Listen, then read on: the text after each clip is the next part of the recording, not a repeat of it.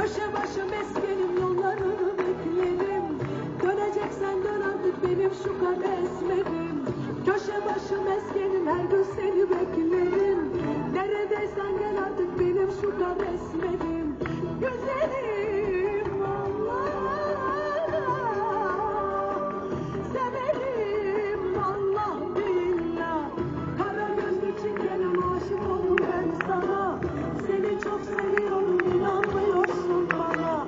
Kara gözlü çingenem, aşık oldum ben sana. Seni çok seviyorum, inanmıyorsun bana.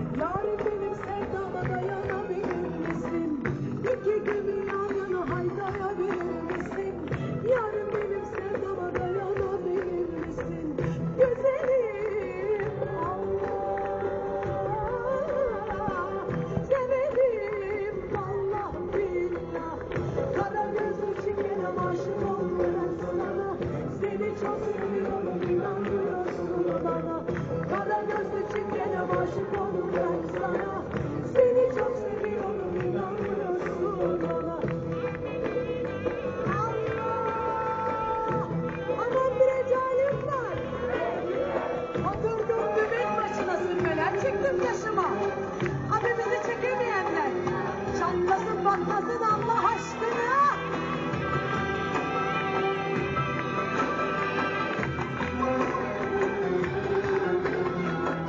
Mandalları saklamam, kaybolursa aramam.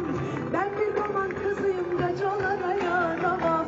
Mandalları saklamam, kaybolursa aramam. Ben bir roman kızıyım, barolara yaramam. Güzelim Allah, severim Allah billah. Kara gözlü çingenem, aşık oldum ben sana. Seni çok seviyorum, inanmıyorsun bana. Kara gözlü çingenem, aşık oldum ben sana. Seni çok seviyorum, inanmıyorsun bana.